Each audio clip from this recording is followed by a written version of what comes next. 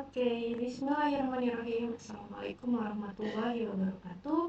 Selamat datang teman-teman. Kita hari ini belajar ekonomi lagi. Dan materi kali ini yang mau kita bahas adalah tentang teori permintaan. Oke.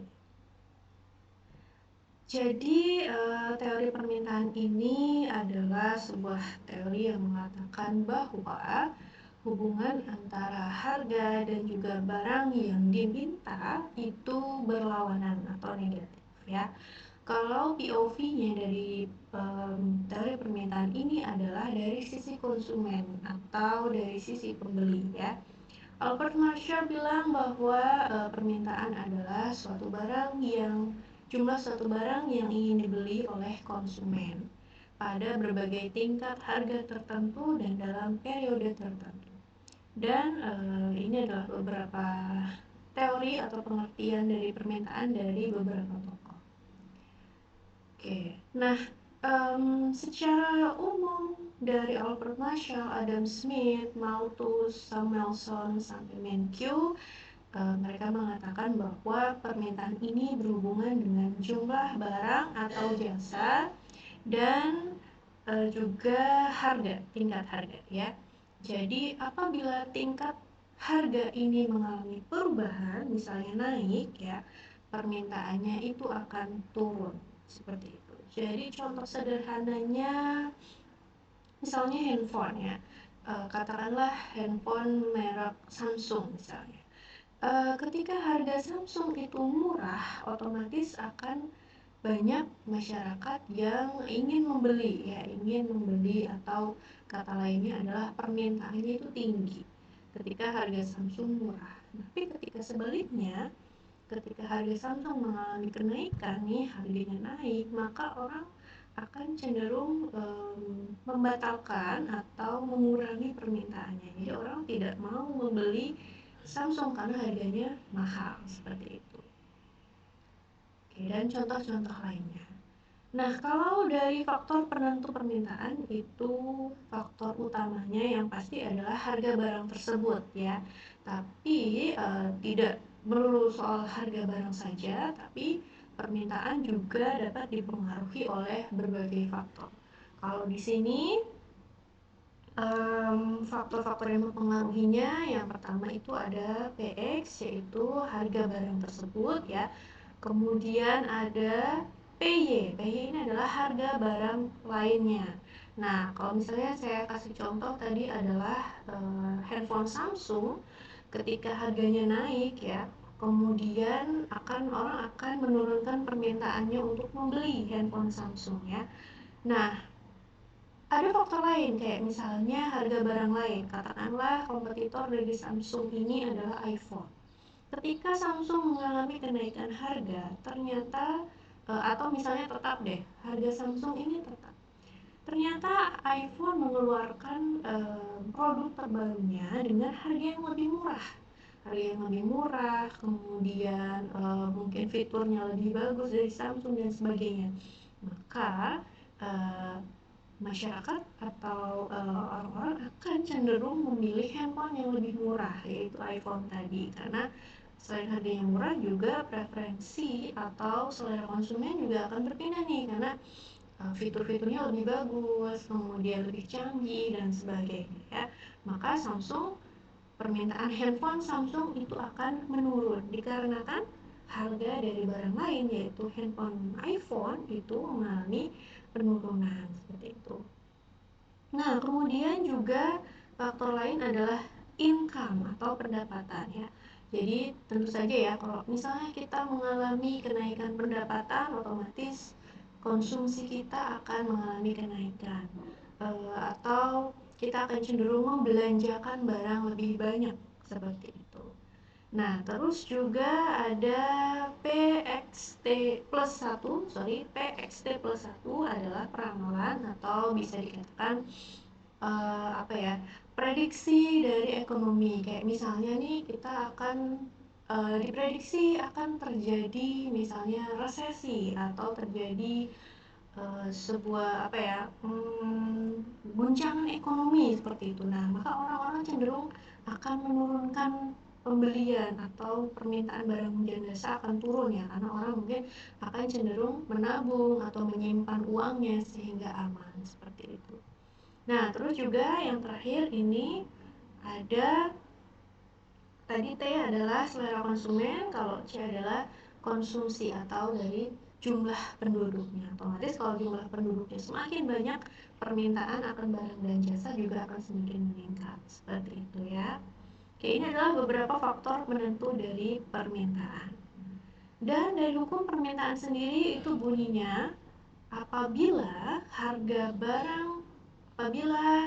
harga suatu barang itu meningkat, increase, maka permintaan dari barang tersebut akan decrease, menurun. Jadi hubungan antara jumlah barang dan juga dari harga itu hubungannya adalah negatif ya. Jadi ketika harga naik, maka permintaan akan barang tersebut itu akan turun. Sebaliknya, ketika harga mengalami penurunan, maka jumlah barang yang diminta justru akan naik ya. Kalau misalnya nih harga-harga barang dan jasa turun, misalnya harga beras mengalami penurunan, maka otomatis orang akan meningkatkan pembeliannya. Jadi jumlah barang yang diminta pada beras tadi akan menurun. Tetapi kita harus ingat bahwa kita harus mengasumsikan keadaan tersebut itu ceteris paribus. Apa artinya? Nah, ceteris paribus ini adalah keadaan di mana variabel-variabel lain itu dalam permodelan atau pembahasan yang ada di variabel permintaan ini kita anggap konstan atau tetap ya. Maka contohnya begini, misalnya harga beras tadi ya, harga beras naik, kemudian atau harga beras turun, kemudian permintaan beras akan naik. Nah, kita harus ingat bahwa keadaannya harus ceteris paribus. Artinya apa? Barang-barang lain, komoditas lain itu harganya tetap. Maka kita bisa menerapkan hukum permintaan ini pada beras. Loh, kalau misalnya ada faktor-faktor lain gimana Bu? Nah, contohnya kayak misalnya ada pendapatannya menurun, harga beras menurun, nah itu akan keadaannya akan berbeda lagi ya. Jadi hukum permintaan dan juga nanti pada hukum penawaran itu keadaannya harus ceteris paribus atau variabel lain di luar model kita anggap tetap atau konstan gitu. Oke, ini adalah sebuah tabel permintaan yang bisa kita bahas ya, bahwa kita harus ingat hubungan antara harga dan barang dan jumlah barang yang diminta dalam hukum permintaan itu negatif. Artinya apa? Ketika harganya mahal, kita lihat harganya 1.000, misalnya ini katakanlah permintaan akan buah apel. Oke, ketika harga apel itu 1.000, maka kuantitas apel yang diminta itu ada 200 buah. Oke, dan katakanlah ini pada keadaan A.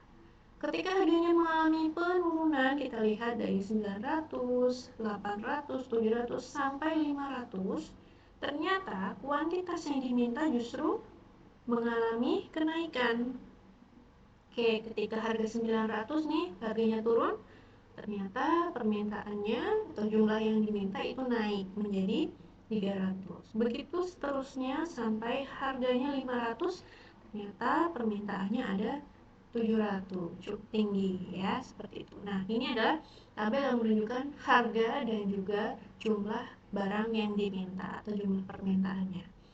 Selain dalam bentuk tabel, permintaan juga bisa kita lihat dalam bentuk grafik atau kurva.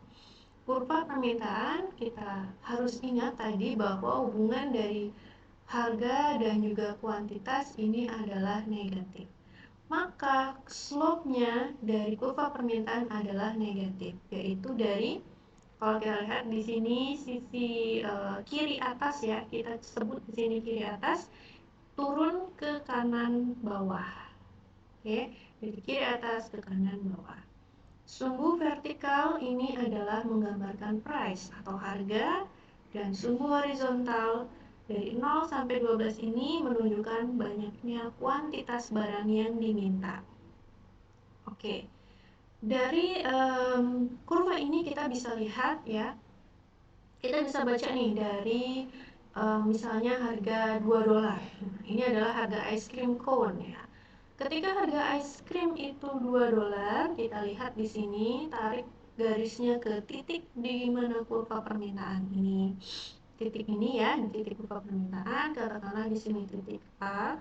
Kita lihat ke bawah. Kalau tadi tabel kita bisa lihat langsung, maka kalau dari kurva kita lihat mana titik yang menghubungkan antara harga dan kuantitas yang diminta. Kita tarik bawah, ternyata di sini jumlah barang yang diminta menunjukkan bahwa di sini ketika harganya $2, maka es krim yang diminta itu ada 4. Nah, ternyata ketika mengalami penurunan bagaimana? Harga es krimnya turun nih menjadi $1, $1,5. Maka kita tarik garis di sini ketemu dengan kurva permintaan di titik B dan kita tarik ke bawah di sini. Oh, ternyata mengalami kenaikan dari $4 ke $6. Maka penurunan dari harga es krim itu menyebabkan kenaikan kuantitas barang yang diminta dari 4 ice cream menjadi 6 ice cream. Nah, begitu kira-kira cara membaca kurva permintaan. Oke, nah ini adalah kurva permintaan dari individu dan juga pasar. Kita asumsikan di sebuah pasar itu hanya ada 2 individu ya, misalnya permintaannya si Catherine dan juga Nicholas. Catherine ketika harga ice creamnya itu $2, dia bisa membeli atau permintaannya dia itu adalah 4 buah ice cream. Nah, terus ketika Nicholas itu dikasih ice cream dengan harga $2, dia mampu membelinya hanya 3 ice cream. Oke. Nah, kemudian kita gabungkan kedua kurva permintaan individu si Catherine dan Nicholas menjadi kurva permintaan pasar ya. Maka kurva permintaan pasar adalah jumlah dari kurva permintaan masing-masing individu, seluruh individu ya. Nah, ini asumsinya hanya 2 individu saja, yaitu Catherine dan Nicholas. Maka ketika harga $2 itu permintaan pasarnya adalah 7, yaitu gabungan dari permintaannya si Catherine dan juga permintaannya Nicholas. Tentu saja kalau di keadaan pasar yang sebenarnya akan jauh lebih banyak ya individunya. Nah, ini kita asumsikan saja bahwa di sebuah pasar ada 2 individu, yaitu Catherine dan Nicholas. Seperti itu ya. Jadi sekali lagi, kurva permintaan pada pasar merupakan penjumlahan atau gabungan dari kurva permintaan masing-masing individu. Seperti itu ya. Oke, selanjutnya kita akan mencoba menggambar kurva permintaan, di mana di sini kita sudah disediakan tabel. Kemudian di sini kita akan menggambar kurva permintaan. Kita coba hapus dulu di sini.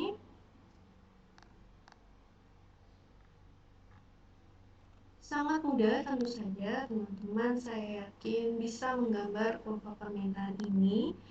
Oke, ingat bahwa kurva permintaan itu dan kurva penawaran tentu saja dibentuk oleh sumbu Y.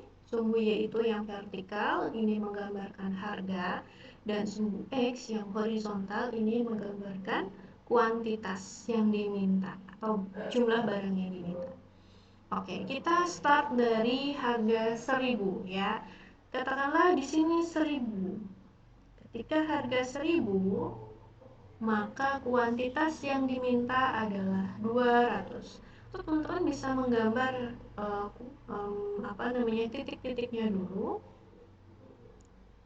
Oke, katakanlah 200 itu ada di sini ya, 200. Nah, ketika harganya 1.000, jumlah barang yang diminta ada 200. Maka kita hubungkan kedua titiknya. Yang price atau harga kita tarik ke kanan, dan yang dikira-kira ya, yang kuantitas ini kita tarik ke atas sampai bertemu pada satu titik pertemuan antara harga 1000 dan kuantitas 200. Nah, di sini kita kasih nama titik A. Oke, lanjut. Ketika harga 900, jumlah barang yang diminta ada 300, katakanlah di sini. Maka dengan cara yang sama kita akan hubungkan titik-titiknya. Nah, teman-teman bisa lebih rapi ya ketika menggunakan penggaris seperti itu. Oke, ketika harganya 900, maka jumlah barang yang diminta ada 300. Kita lanjut ke harga 800, jumlah barang yang diminta ada 400. Maka ini adalah titik C. Kemudian di sini 700, jumlah barang yang diminta ada 500. Oke. Di sini adalah titik D. Kemudian ketika harga 600, jumlah yang diminta juga ada 600. Kita tarik titik E, dan satu lagi ketika harga 500 ternyata jumlah barang yang diminta itu ada 700, dan ini adalah titik F. Oke, ketika kita sudah menemukan titik-titiknya, kita tinggal menghubungkan antara titik-titik ini dari titik A, B, C, D, E, F. Tidak rapi.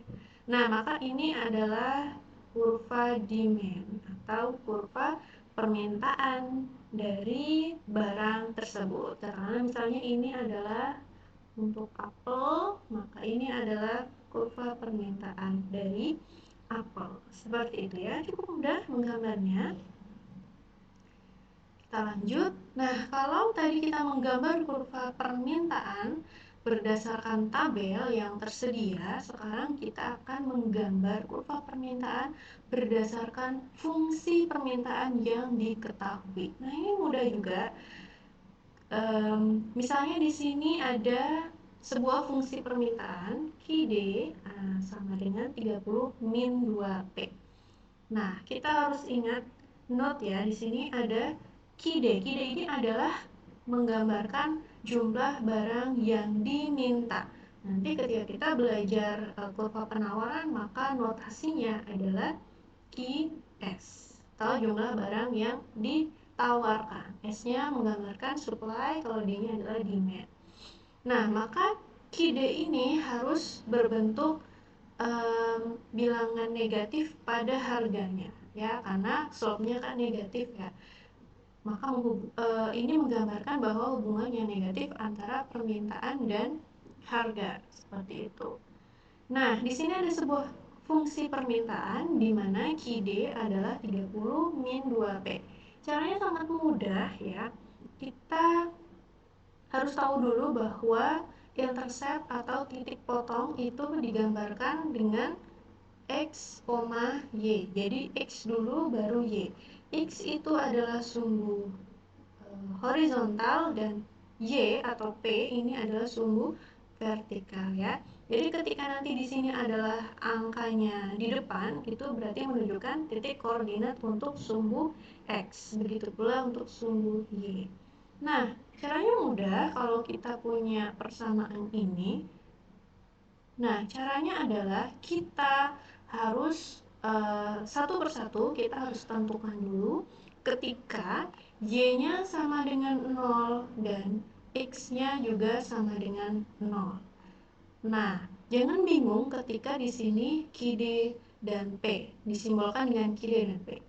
Kalau QD ini menunjukkan X dan P menunjukkan Y, ya, sorry.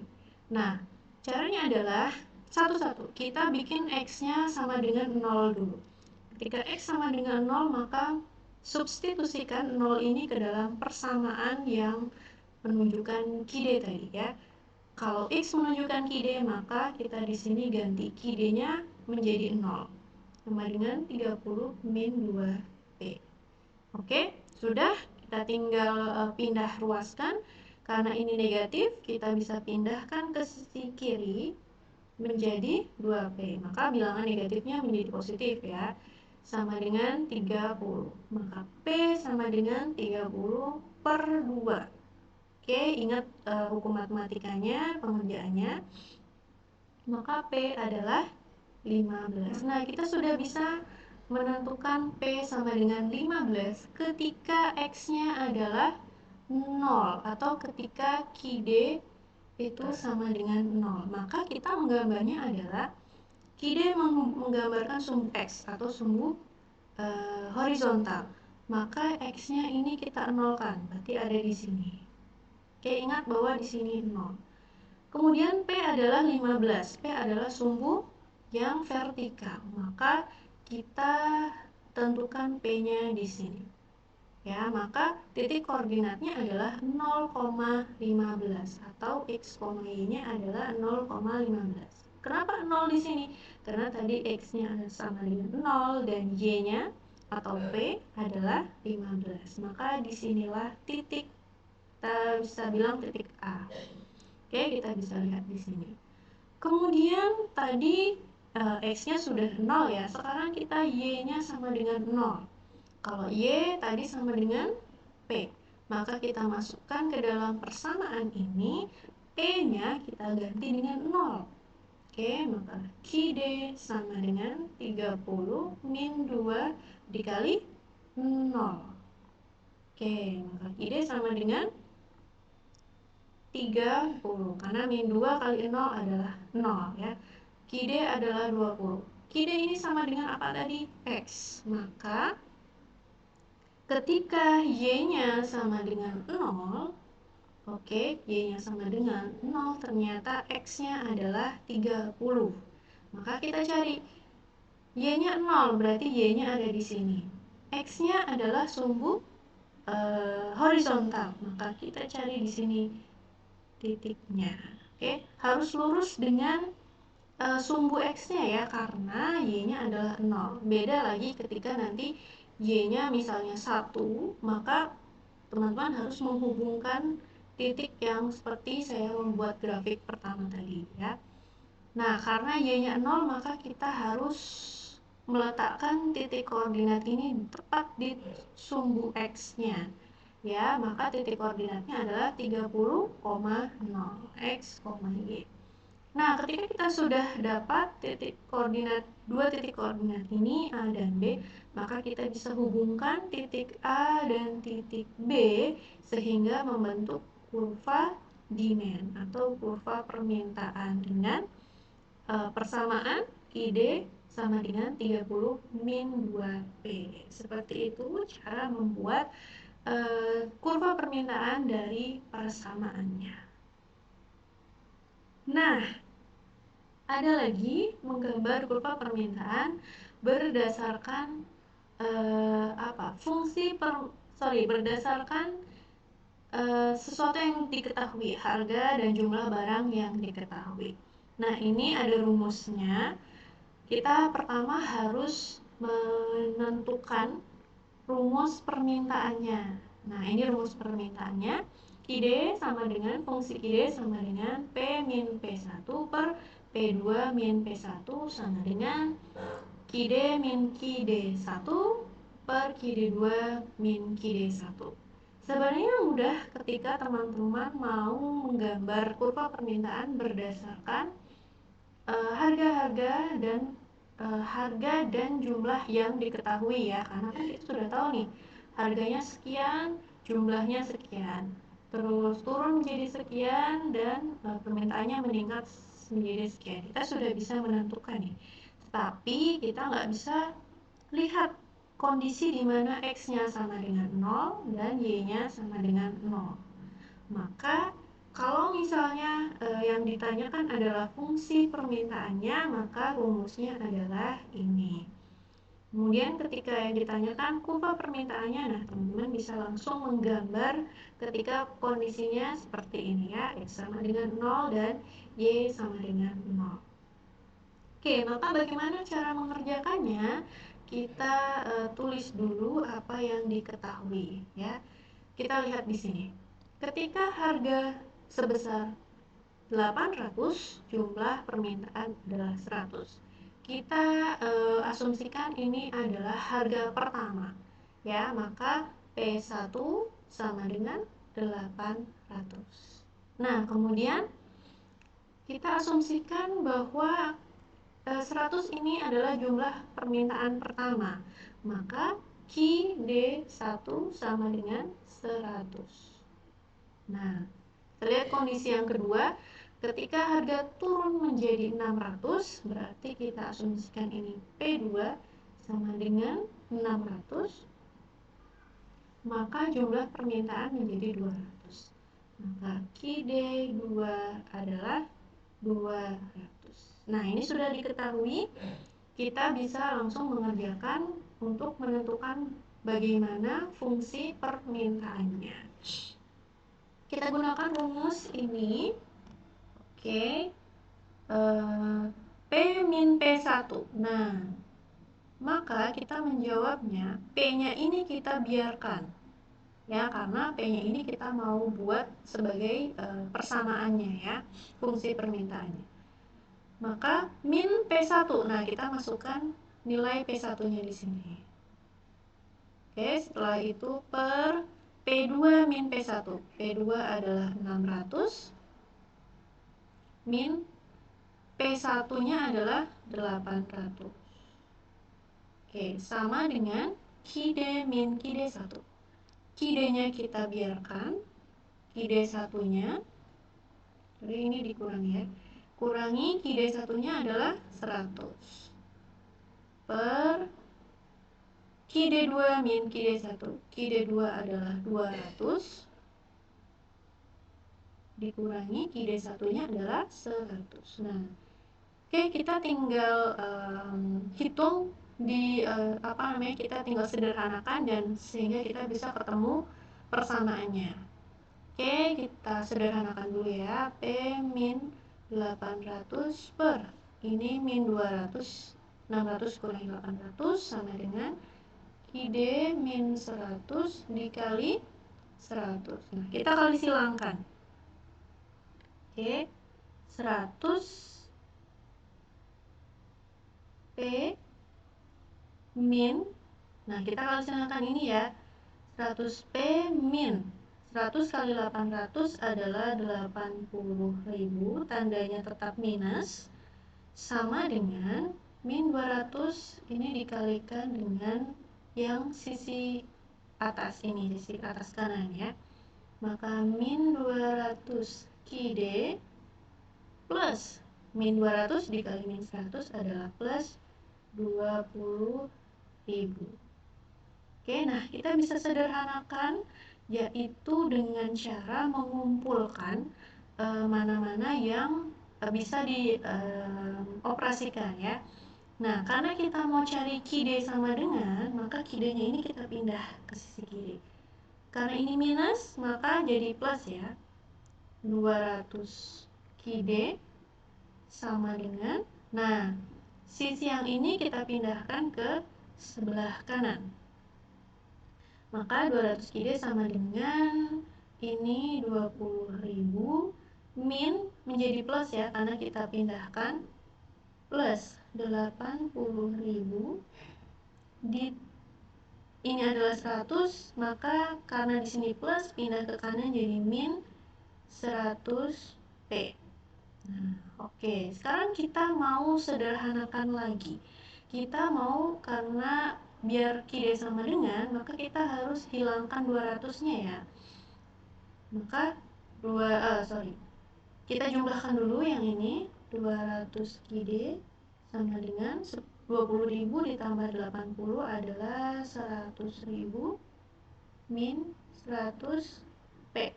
Nah, kita akan bagi menjadi semuanya, semua sisi kita akan bagi menjadi dibagi dengan 200, sehingga kita dapat persamaan QD sama dengan ini dibagi 200, 100.000 dibagi 200 adalah 500 ya.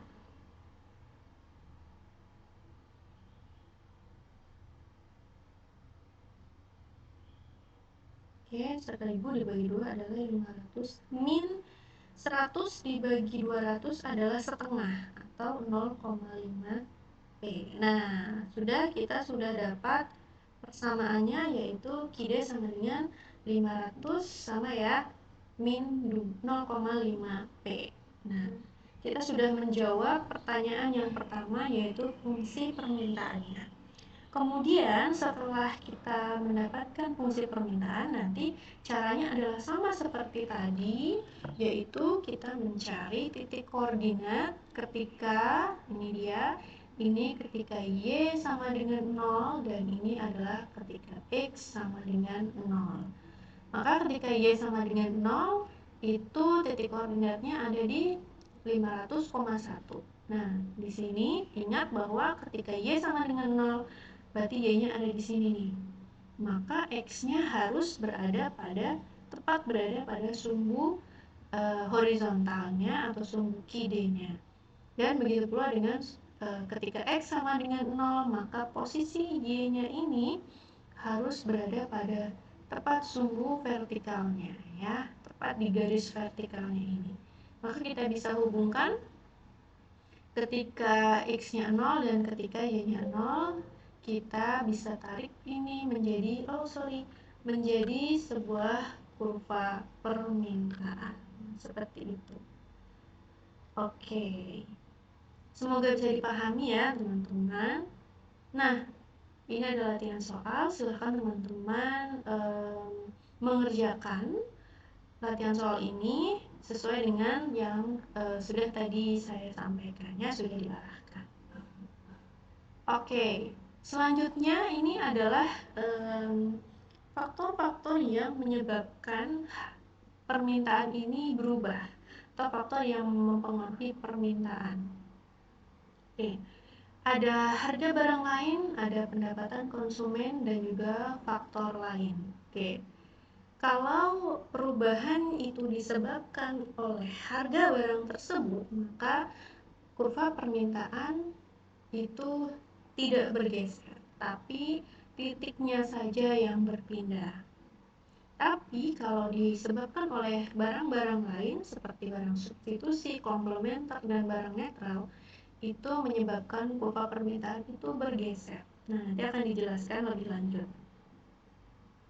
Nah, ini adalah nanti akan saya jelaskan apa sih yang disebut barang substitusi, apa yang disebut barang komplementer, barang netral, dan sebagainya. Kita akan lanjutkan di video berikutnya, dan video kali ini cukup sekian. Semoga bisa dipahami teman-teman. Apabila ada pertanyaan, silahkan dikirim melalui kolom komentar. Semoga bermanfaat ilmu yang saya bagikan kali ini, dan jangan lupa tonton di video berikutnya tentang apa sih yang dimaksud harga-harga ini, harga barang-barang ini, masih barang substitusi, komplementer, dan sebagainya. Oke. Dan kali ini cukup sekian. Terima kasih. Wassalamualaikum warahmatullahi wabarakatuh.